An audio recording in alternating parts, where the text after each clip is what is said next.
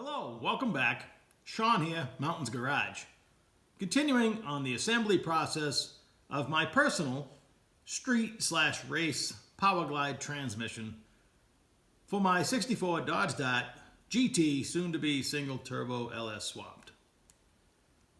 I wanted to run a 400, but it doesn't fit the torsion bar cross member in the floor. The Powerglide slides right in. So I decided to return to my roots. I haven't built myself a Powerglide since the mid-80s. Built lots of for other people, none for me. Nowadays, you can build one that's almost turbo 400 size. You can have larger input, turbo 400 output. You can make it massive inside. Still not as strong as a 400, but this is a modern day version of what I would have built back in the 80s if parts were available and I had the money.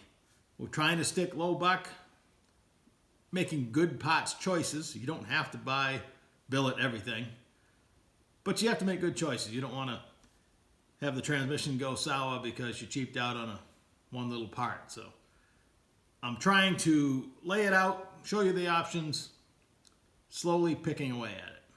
Today we're up to part 3, the high clutch drum. I built 2 of them because I don't normally start with a transmission rebuild kit in the traditional sense. I bought a whole bunch of clutches. I had some clutches. I'm using what I had. And I had 2 choices. The Alto Reds, I'll call them thin. They're only 60 thousandths thick.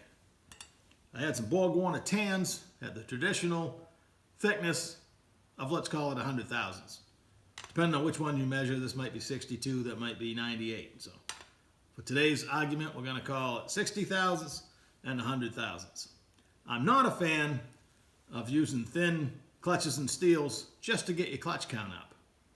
In this case, I had these, and in both cases, I am using stock thickness steels. Brand new Alto USA steels, but stock thickness.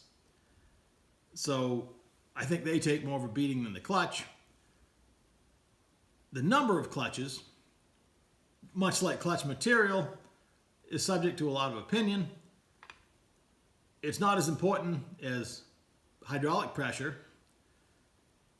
but it does play a factor. There's a lot of good companies that swear by the Alto Red. There's other people that swear at them. The Borg Warner stuff, nobody really complains too much. So, number of clutches, again, opinion, fact, you can do all kinds of research. Pretty popular opinion across the board is that 5 clutches in the reverse, 5 clutches in the high on a Powerglide will take you well over 1,000 horsepower. Maximum number of clutches in a high clutch drum on a Powerglide is 10. I don't need 10. That's a lot of friction. So I was shooting somewhere between 5 and 8. I had plenty of the Borg Warner tans. I had 8 of the Alto Reds. Long story short, these are both 4 clutch original clutch drums rather. So they had 4 clutches, 4 steels, and a wave plate. So just losing the wave plate frees up some space. I was careful machining because I didn't want to machine the piston too much and have a normal concern of the first steel dropping down and spinning and being under the lugs. So when the piston comes out, it can't apply it, it's going to stop it. So you don't want to cut too much off the piston. With the stock thickness Borg Warners, before I machined the piston, I threw everything in here and I could get 6 steels and 6 clutches, and I'm right at the shelf where the pressure plate sits. So I have 0 clutch pack clearance. Erring on the safe side and kind of throwing away the 10 thousandths per clutch, because the Powerglide, I know when the high clutch drum needs to be a little bit looser. I cut 70 thousandths off there. So with a 6 clutch pack, I have 70 thousandths clearance. Some will say that's even on the tight side. Closer to 80, 90, 100 would be okay. I'm going to run it and see what happens. So I have 70 thousandths clearance. I have 6 full width clutches and full width steels. So that should be a really good clutch pack. With the Borg Warner Reds, I was able to get 7 stock thickness steels and 7 of the thin red clutches. And I already had 50 thousandths clearance in the clutch pack.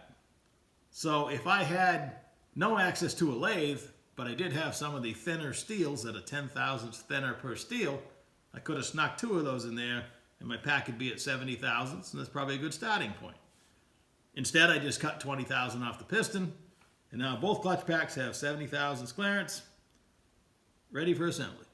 And just to be clear, the maximum number of clutches in a Powerglide high clutch drum is 10, but that is an aftermarket drum. The most you're going to get in a stock Chevrolet drum is 8. Fundamentally, there's nothing wrong with the Chevrolet drum. Lots of people run them in up to probably 1,500 horsepower or more. Same with the stock piston. There's nothing wrong with it. You can buy billet ones. You can buy aftermarket lightened drums. Most do stay away from the aluminum drums in a Powerglide. It's not that big. This is only a 4.5 inch clutch. Dimensionally, it's just not that big. Really no need for it. Again, opinions vary, but that's pretty popular opinion that regardless if you run an aftermarket drum or a stock drum, stick with steel. That being said, probably as I speak, somebody's developing a super aluminum drum that's going to take over the world. So I'm going to get behind the camera and go over some of the differences in the parts and what it takes to go from here. There are 2 Chevrolet high clutch drums for the Powerglide. Most of them are just like these, where the gap or the distance between where the snap ring is and the bottom of the lug in the drum is over an inch. The other one is an inch. And you don't have room for activities up here, adding extra stuff.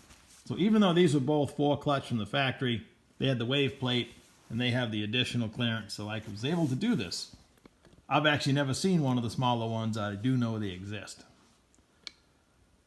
The bushing in the drum, this rides on the back of the pump. This goes into the transmission this way, so this goes over the pump. You can see where the rings ride. And then this, on the back of the pump body, there's an area that's machined for the drum to rest on that bushing. The stock Powerglide bushing is about yay wide. This is my stock one I just took out. And I replaced it with this Teflon coated one. This one has just a vertical potting line. This is Teflon coated. This is a other version of it. Now this is a 700 R4 pump bushing. It's wider, makes it more desirable. There's more room. There's plenty of room in the drum for the bushing. And this just gives it a wider purchase. Helps stabilize it. And it's an easy upgrade because the bushing's already available. So get yourself a 700 R4 pump bushing, either in coated or non-coated, whatever version you like. This is my first Teflon coated one, and I'm really not in love with that, but I probably wouldn't want that in a pump, even though that's what it's made for. I prefer the ones that are one piece, even if they're, I guess they do still have a seam if you look close enough, so they make these one piece as well. There's lots of options. Just a little bit wider, a little more stable in the drum. This is the high clutch drum hub. Splines into the clutches. This is stock, thin, cast, paperweight, and/or art project, not for use in your transmission. This is the FTI. It has the lightning holes. It's steel, super rugged, not super heavy, holds up to 8 clutches. No machining requires, drops right in. This is a Sonax. This is about as rugged as they come. There's no holes cut out of it. It's super thick. This will actually fit into your stock drum. However, all the extra width is just hanging inside the piston. You can't access it. Wouldn't do you any good, but you could run it in a stock drum. It does clear. It's substantially heavier.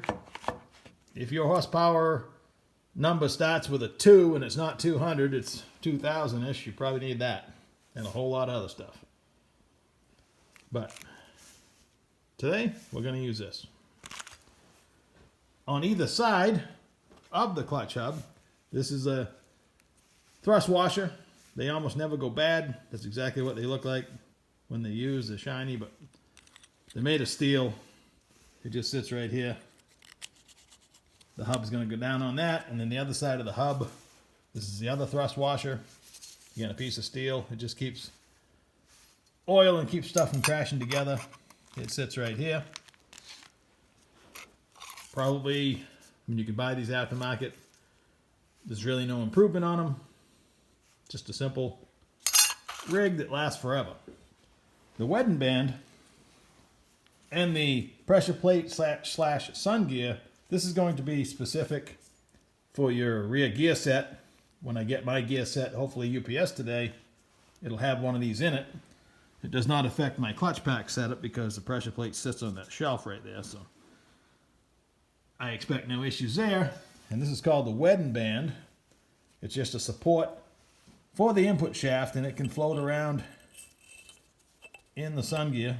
Technically it's called the sun gear bushing.